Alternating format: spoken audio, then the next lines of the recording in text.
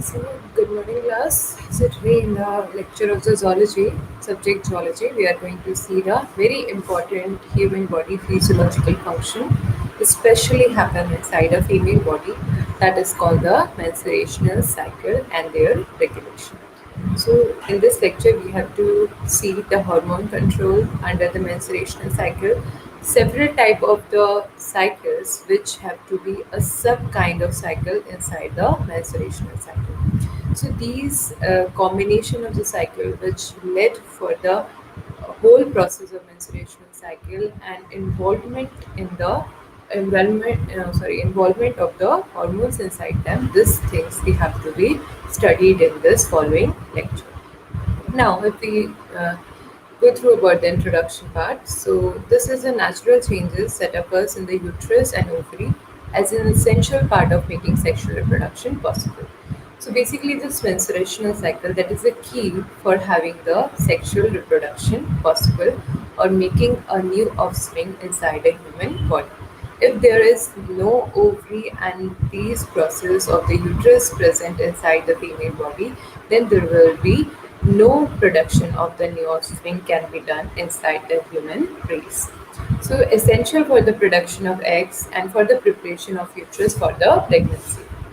So this menstruation cycle that is very important because all the gametogenesis process and formation of the eggs will be done inside the uterus when this menstruational cycle happen, and also they are going to ready up the uterus for the pregnancy also.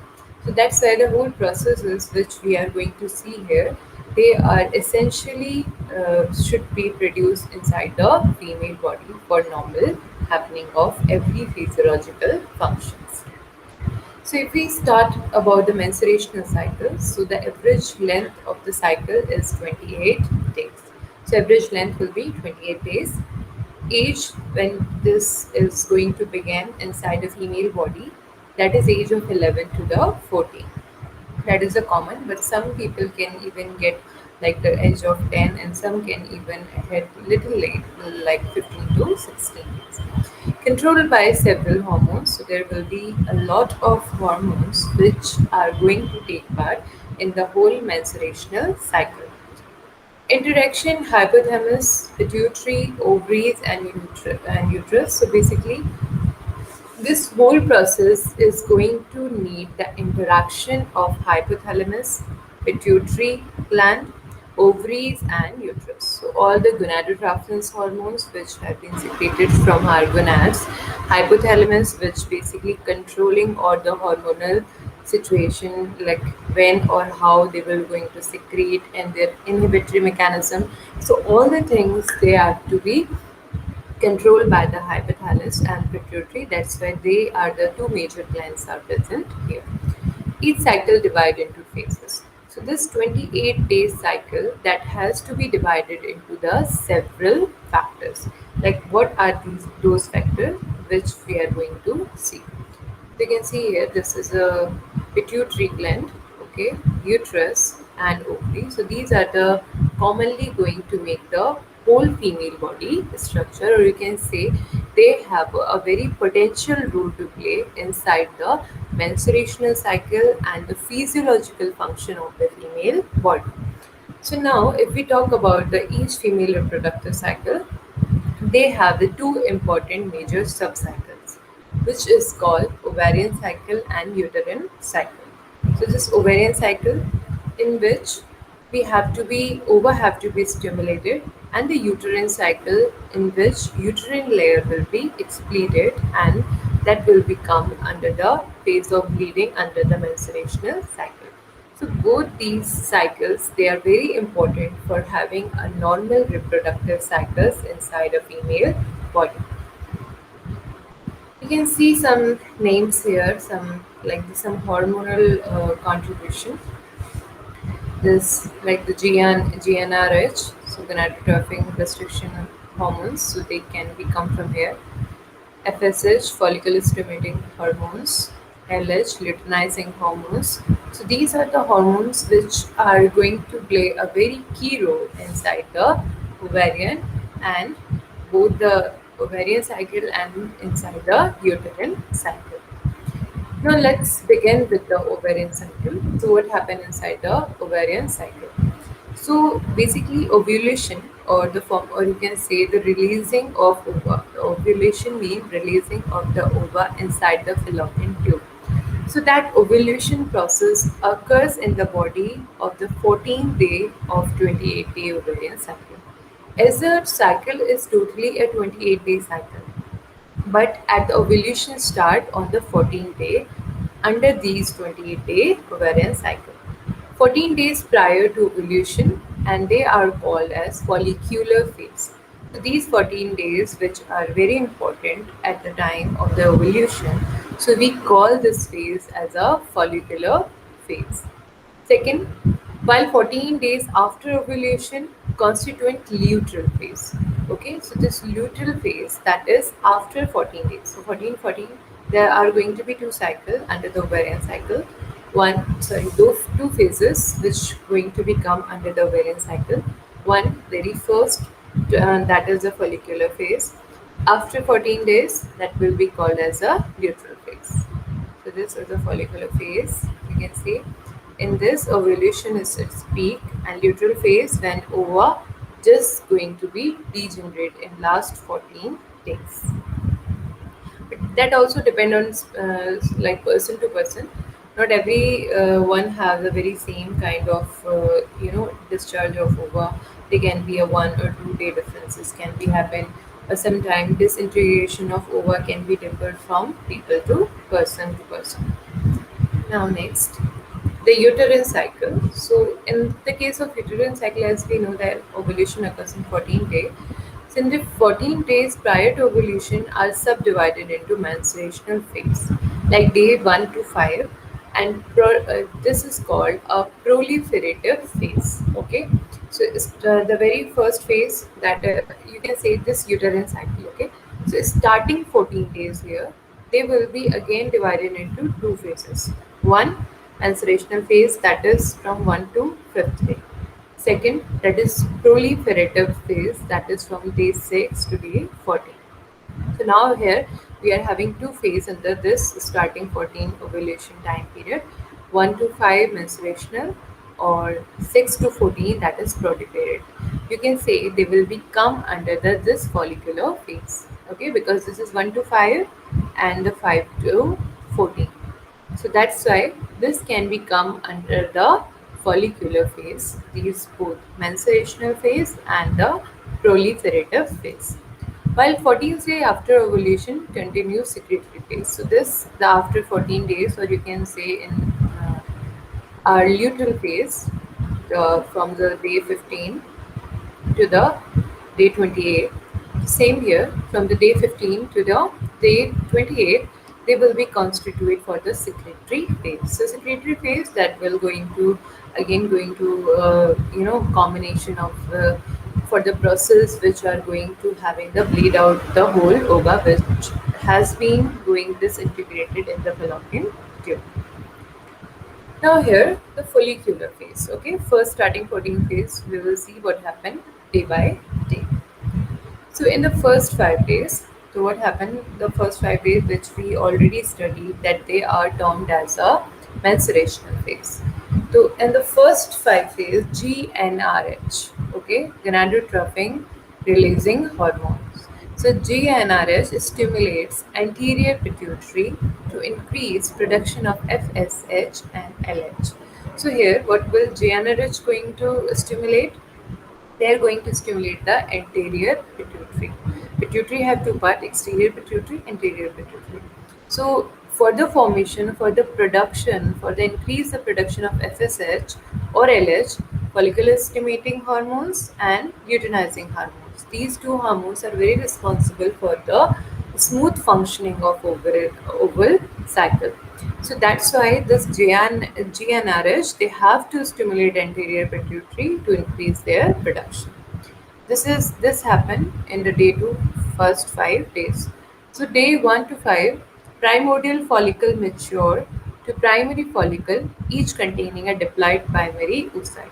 Now, what happens in this? Primordial follicle matures, starting in a very starting phase. You can see here. Then this ovarian cycle, that is follicular phase, they are going to be mature inside them. When the follicle stimulating hormone come here, luteinizing hormones are coming here. So what is going to form? A diploid primary oocyte. Now, day 6 to 13, primary follicle forms secondary follicles. So this primary follicles will be converting into the secondary follicle. This will be happen inside the day to 6 to 13, and that is very important because at that time this ova will become into this fallopian tube here. So egg come out in the follicles. So at this time, this is a very good time if some woman wanted to get him pregnant, or this is a very favorable time that sperm can be reached to the ova in a particular time period. So that's why this day to 6 to 13, primary follicle from secondary follicles. After 16 hours, the FSH and luteinizing hormones, maturation of follicle called Grenavyan follicle. Okay, so after 16 hours of this FSH and LH activity inside the ovary, they will be leading towards the maturation of follicle. So when the maturation of follicle can be done, then there will be a term for their oocyte, and that is Graffian follicle. Okay, this Graffian follicle is very important in the reproduction phase. Just prior to ovulation, primary oocyte complete meiosis first and form secondary haploid oocyte. So then this formation of the secondary follicle, there has to be a division of meiosis can take place. So as we all know, meiosis is a reductional division. So they just going to make the haploid copies or haploid gamete inside the ovary. Now, ovulation in the luteal phase, follicular phase we have done. Okay, now we will see the after 14 phase, that is called the luteal phase. So what happened in the luteal phase? So the release of secondary oocyte from mature follicle. Okay, now here secondary oocyte will be released from the mature follicles, guided by the high level of luteinizing hormone. So they here luteinizing hormones starting their activity, and they are guiding them to make their own path. Now, after that, days 15 to 28, remaining ovarian follicle cell form a yellowish structure called corpus luteum. Like all the ovarian follicle inside here, this lining of ovary, okay, they will be going to convert in a yellow kind of structure. So that yellow kind of structure, that will be known as a corpus luteum. So why they are making that kind of a structure? Because at this position we are estimating that the ovule, if the follicle, our haploid follicle, is not getting fertilized, so they have to be depleted out. So the production of progesterone and estrogen by corpus luteum. So now this corpus luteum will be formed in the yellowish structure. And now why they are going to form here? Because they needed to be produce two important hormones, that are the progesterone and the estrogen. So the production of progesterone and estrogen, that will be done by corpus luteum. Now, what happened in the menstruational phase? So, the very first progesterone, they are the shedding of endometrial lining. So, the corpus luteum has been formed, and they are start producing the progesterone inside them. Now, what will progesterone do? Why they have been produced inside the ovary? Because they are going to shedding of the endometrial lining of uterus. So this endometrial lining of the uterus have to be break out for the menstruational phase. So after that shedding of the endometrial lining, woman's period can come out. Proliferated phase. Now the again after that, estrogen produced by follicular cell and endometrium begins to reform. So basically, when the progesterone shedded out, so after some time, when the proliferative phase will come, so the estrogen produced, which was produced by the follicular cell, they start making or reforming the endometrium inside the ovary. So when the start reforming the endometrium inside the ovary, so they will stop the bleeding. So this process, one is which progesterone, which is going to shed the endometrium, and second estrogen, which is going to reform the endometrium inside the cell. You can also see it by a very good diagrammatic representation. Like this is the ovarian cycle, and this is the follicular phase. They are just shedding out and releasing. At this peaks, they are just for the releasing the ova into pre-follicular phase, and after that, when the endometrium lining reforms, and in the case of proliferated phase, they first had to be shedding out, and after that, with the help of the estrogen, they are going to be reformed again. Now the secretory phase. Okay, so what happened inside the secretory phase? So days 15 to 28 that are very favorable for the secretory phase, but it most of the time the secretion of the bloodline will be happen in between the 24 to 28 of the cycle. Now, progesterone and estrogen from corpus luteum stimulate further thickening of the endometrium. So, they will basically enhance the thickening of endometrium in case of no fertilization. So, if there is no fertilization, what will they are going to do? They will be become the corpus albicans if there is no fertilization. So, normally progesterone or estrogen, they do the thickening of the endometrium if the fertilization has been take place. But if the fertilization has not been take place, then corpus luteum going to become corpus albicans. Okay, a new layer conversion of corpus luteum to the corpus albicans. Now, decreased level of progesterone and estrogen leads to menstruation.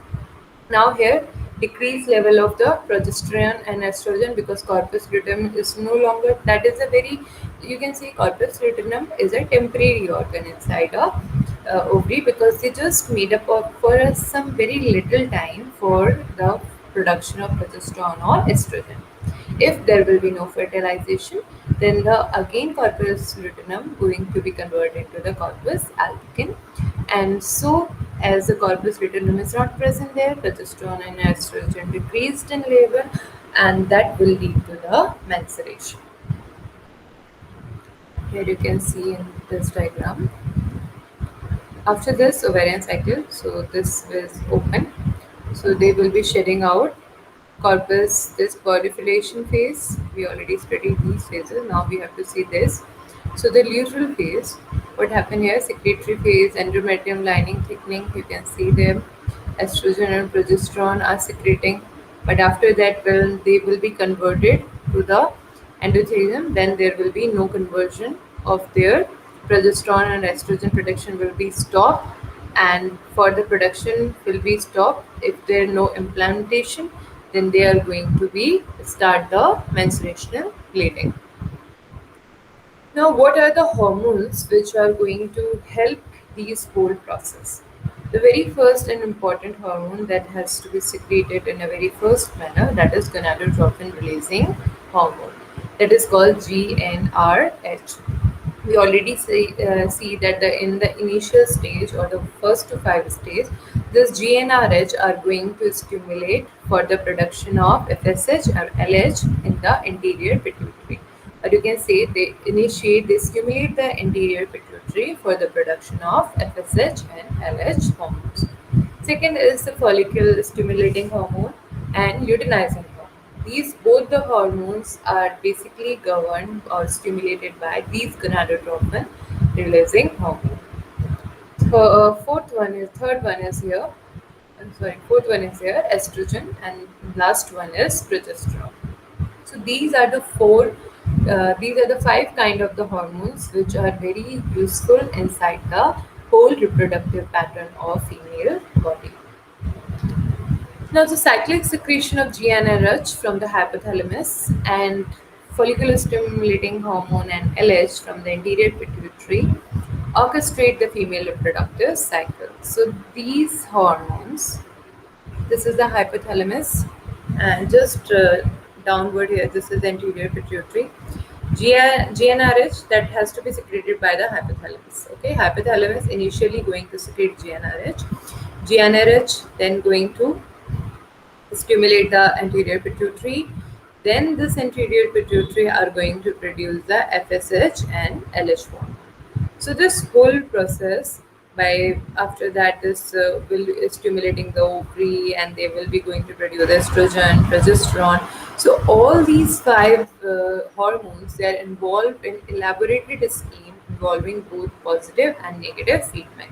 So they are the hormones which going to start up whole cycle, and they are the hormone which are going to end up that particular cycle. So these are you can say that they are closely related with each other, because if one is not going to functioning properly, then another one going to get harmed also. Now we have to see what are the roles of these hormones in the menstruational cycle. So the very first and very important role of the GnRH. The hypothalamus secretes GnRH in a pulsatile fashion. Okay, pulsatile fashion means just towards the inverted condition. Now, the GnRH activity is first evident at puberty. So, if the GnRH has been started or their production has been initiated, because they are the gonadotrophic releasing hormone.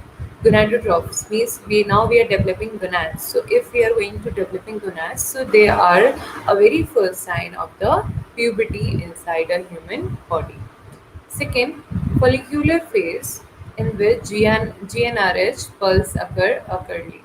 So every hour, this inside the follicular phase, these GnRH pulse happen throughout a rhythm. Okay, so every hour they have to be present inside the follicular phase. In the lutein phase, this GnRH pulse occurs every 90 minutes. So this is the time period difference between the follicular phase and luteal phase. In the follicular phase, they comes early in every after 60 minutes, and luteal phase, their production, you can say their involvement is little less. So they can be occur in every 90 minutes. Loss of pulsatility, downregulation of pituitary receptor, secretion of gonadotrophin. So these are the main three functions which has to be done by GnRH. First, downregulation of pituitary receptor and secretion of gonadotrophin and loss of pulsatility. So these are the things which have to be involved in menstruational cycle. Now, the release of GnRH is modulated by the negative feedback by the steroids and gonadotrophic. Now, if we have the enough amount of the FSH and LH, so now what we have to do, we have to stop their production.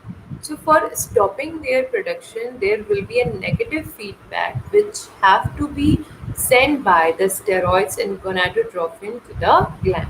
So this whole negative feedback is going to help the pituitary, anterior pituitary, to know that there is no longer need of the FSH and LH inside the body. So hence they will going to send the signal to the hypothalamus and stop GnRH hormone. So release of GnRH is modulated by external neural signals. So basically, if we talk about we know that GnRH are going to stimulate the FSH or LH. So who is going to stimulate the GnRH? So basically, they have to be introduced by the nerve signals. As our central nervous system is working very efficiently through neurons passing signals. So that's why they are also get their signal from a neuron, or a neural signal stimulate the GnRH production from hypothalamus. High level of estrogen suppress the release of GnRH, providing a negative feedback control to the hormonal levels. So just I told you, if there will be a lot amount of the estrogen will be produced, and they will be stopped or providing a negative feedback control of hormone level. So secretion of GnRH depend on certain neurons in the hypothalamus, which express a gene that is called KIS1. Okay, that GnRH basically developed that is by the neurons, and these neurons are present in the hypothalamus, and they are basically responsible for the KIS gene. So encoding a protein of 145 amino acid. From this are cut several short peptides collectively called kispeptin. So basically, this kispeptin, they are the amino acid or they are the proteins which have to be a binder, which have to be a receptor to start up the mechanism for GnRH. So these are the secreted and bind to G protein coupled receptor to the surface of the GnRH neuron, stimulating them to release GnRH. So these receptors, they needed to be bind on the surface of GnRH neuron. So everything in a body, they are specific for their functional. GnRH also have specifically designed neurons for their activities. So these G protein coupled receptor have to be added on that specific kind of neurons, and they are going to stimulate the production of GnRH. So in this way, the KIS protein and KIS1 gene, they are responsible for the production of GnRH inside a hypothalamus. Now, this FSH, follicle stimulating gene, the site of secretion there, that is the pituitary gland. Okay, estrogen, their site ovary, luteinizing hormone, that is LH, their site is called the also the pituitary, and progesterone, their site is the corpus luteum. So these are the hormones after GnRH, which is going to help us in the whole reproductive phase. So let's start with their target organs.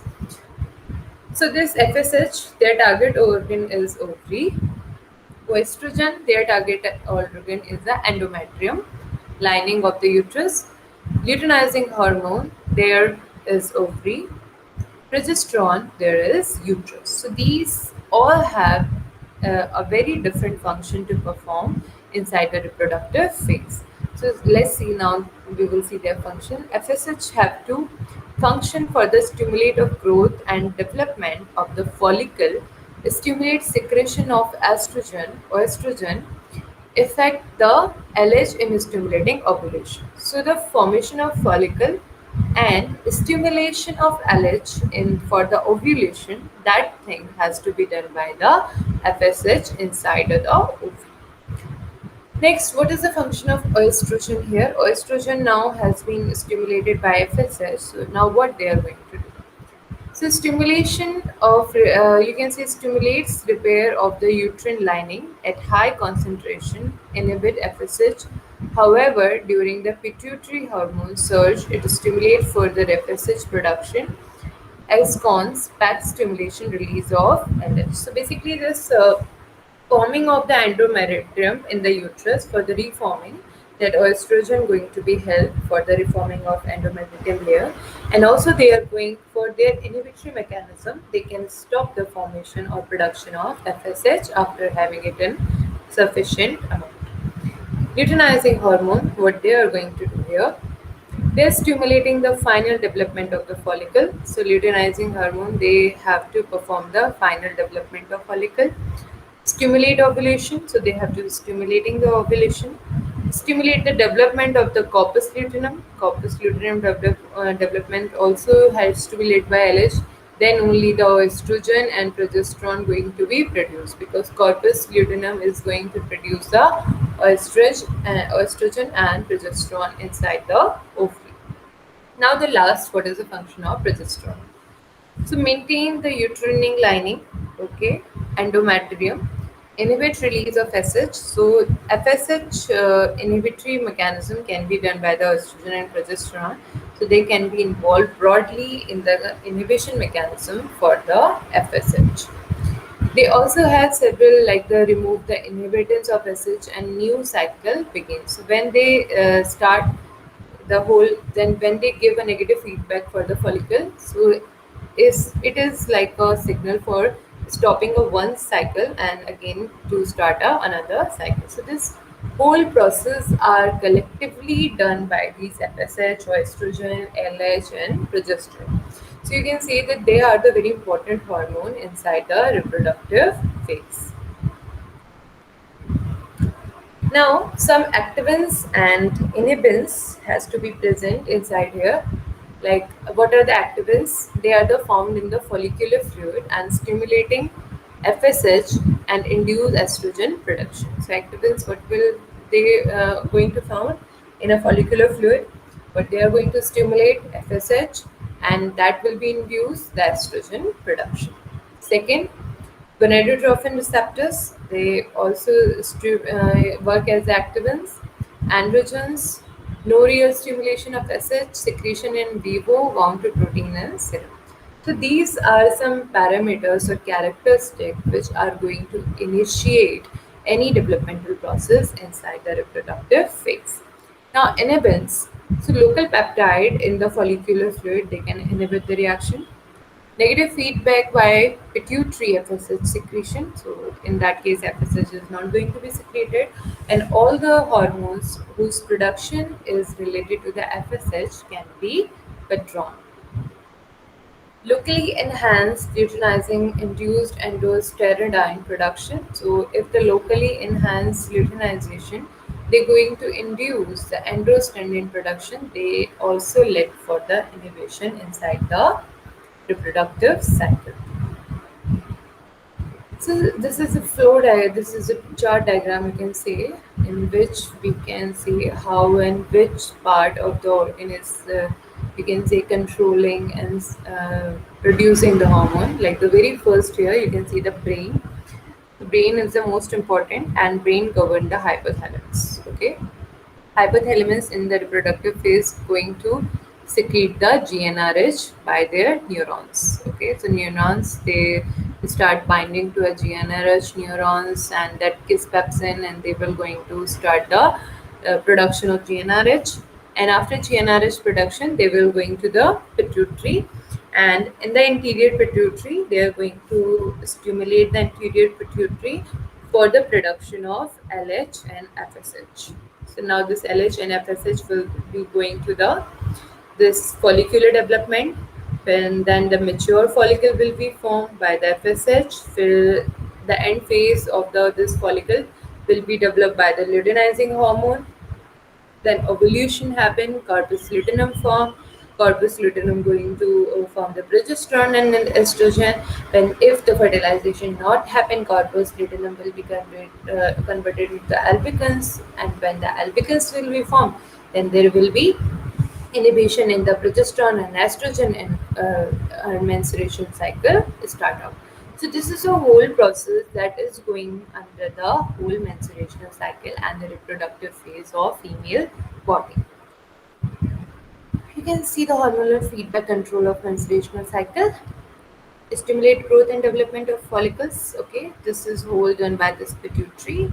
First thing which is going to be help in the menstruational cycle, that is pituitary, by releasing the FSH or LH. And second is the ovary, which is going to release two important hormones, that are estrogen and progesterone. So you can say these two factors are very important inside the whole hormonal feedback control.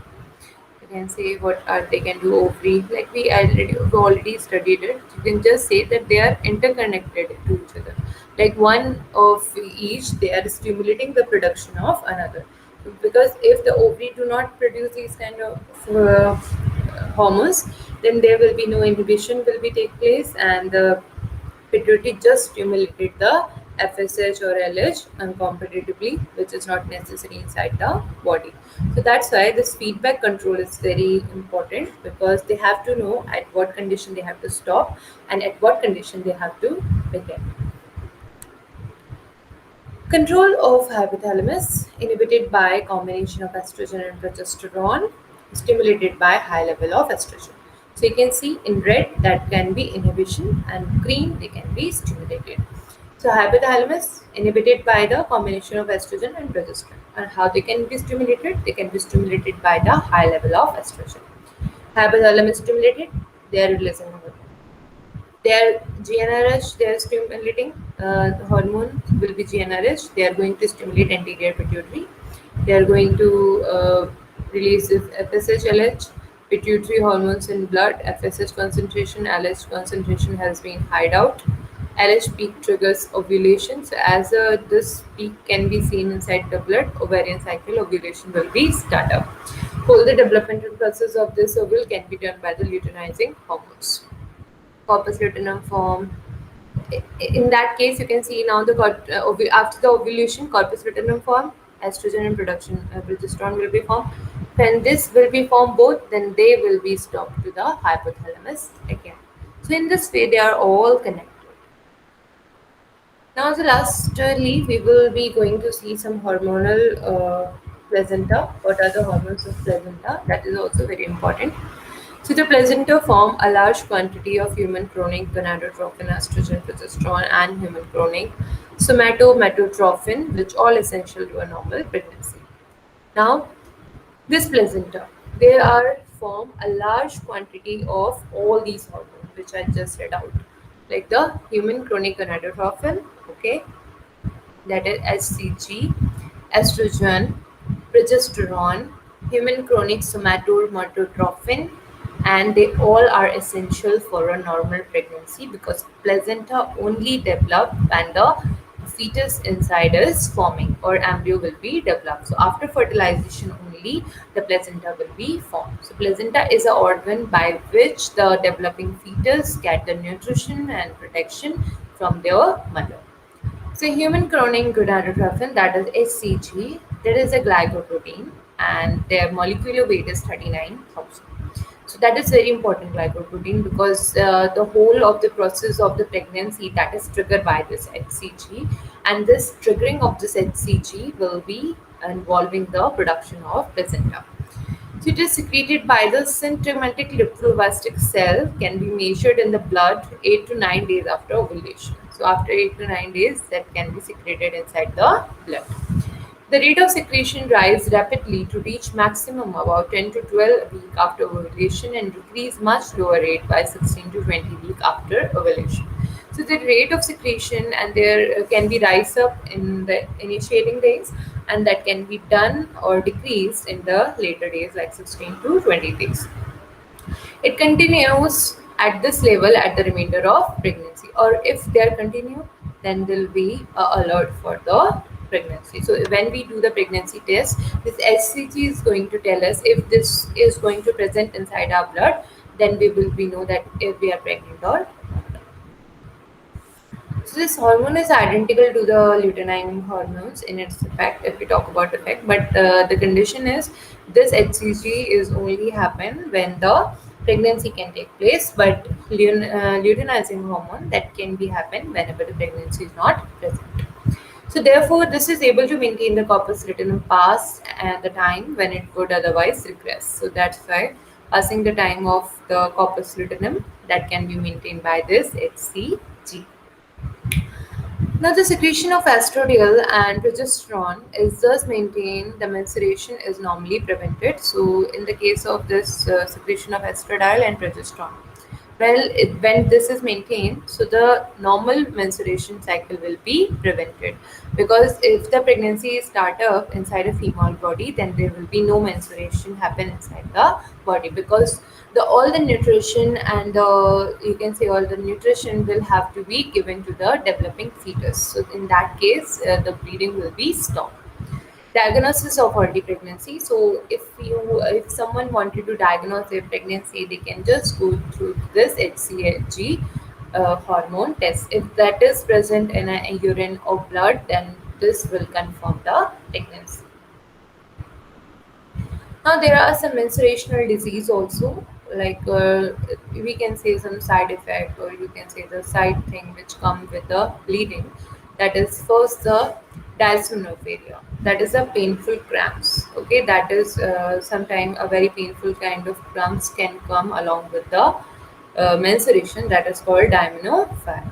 Second one is menorrhagia. So menorrhagia is also a term in which the body coagulating the blood. Aminopharia, oligomenophair, premature syndrome. So these can be like a very body ache or depleting of the membrane and the clots can become. So these can be the a part of the menstruational disease. Now, dysfunctional uterus bleeding that can also be part inside the disease. Uterine fibrinoids, these you can say these fibroid tumors that present inside the uterus. They also can be formed. And dysfunctional uterine bleeding, that DUB, that basically do not bleed out at the time when it has to be. So they can be uneven periods or uneven the menstruational cycle. Endometriosis, and in that there will be an endometrium which is not fully developed. You can say they are not fully matured for the process, all the functional or the physiological functions of the reproductive pattern. Polycystic ovarian syndrome, so that is called PCOS. So in this there will be a multiple cyst can be formed inside the ovary. So this is very harmful, that they are going to have very you can say symptoms, and they are not good for a female reproductive organ. Other risks also include several factors like the weight, increasing weight, unnecessary weight, and smoking and alcohol use. So these can, in you can say, they will enhance the risk of the disease in the menstruational or reproductive physiology. Stress, menstruational cycle and flow, chronic pelvic pains, diet, too much exercise. So these are not a good thing, or you can say these are some risks. Possible complaints: anemia, osteoporosis, infertility, and quality of life. So these are the possible complications that can be seen when we are having or facing some disease related to our reproductive cycle. So I think you all understand that what kind of problems we have to be faced, and how this cycle work all along in the menstruational cycle, and how the physiological function will be done. First, the patient history. If we wanted to diagnose this all process, like if we seen disease, we seen what can risk them more, we seen what are the complications can be occur. So now, if we wanted to diagnose that, what the thing which we can use. First, the patient history have to be known for the diagnosis. Means we have to know what kind of disease, other diseases they are facing. Blood and hormonal tests, they are very required. Ultrasound, that can give a major anatomical feature of our uterus. Others diagnostic procedure like the laparoscopy, endomerital biopsy, dilation and cutilation, dilation and Cudray. So these are some diagnostic procedures which we can take for knowing or diagnosing any kind of disease which can be present inside the reproductive part of female body. Medication, there are several drugs which can be used as a medication, but these drugs cannot be taken by directly. They just take after the prescription of the doctor. You just have to consult your gynecologist, or you have to go for a very you can say the doctor which have a proper knowledge about the female reproductive organs. So after their you can say after their suggestion, or after when they check all your body and diagnose what the disease you are facing, then only you can go for these kind of medication. So this is all about the whole menstruational cycle and female reproductive organ. Now there is some question. I think after these all you will be able to answer these questions. The very first here: where is the gonadotropin release hormone produced? This is very easy. At which stage the uterine cycle does the menstruational phase occur? We can answer that. At which stage is the uterine cycle does the proliferated phase occur? Clear. Which of the following symptoms indicate that a woman is about to ovulate? So these also a symptomatic thing. Which of the following statements are true about menstruation? So these are some statements you have to find out which one is true. Which hormone is the corpus luteum responsible for producing? So we know that what hormone corpus luteum has been produced. At which point in the menstruational cycle is a woman most fertile? So when the eggs was going to in a fallopian tube. So you have to identify what day it was. Which of the following the function of the luteinizing hormone? I already told you what the FSH do, they stimulate LH, and what LH going to do in a follicular. So still, if you have any problems, you can also go through these references, and if you still didn't understand anything by after these references also, then you can come and ask anything, anytime. But still, these are some good papers and sites which you can go through and have a detailed look on it. Okay, so this is all about the menstruational cycle regulation. That's all for today.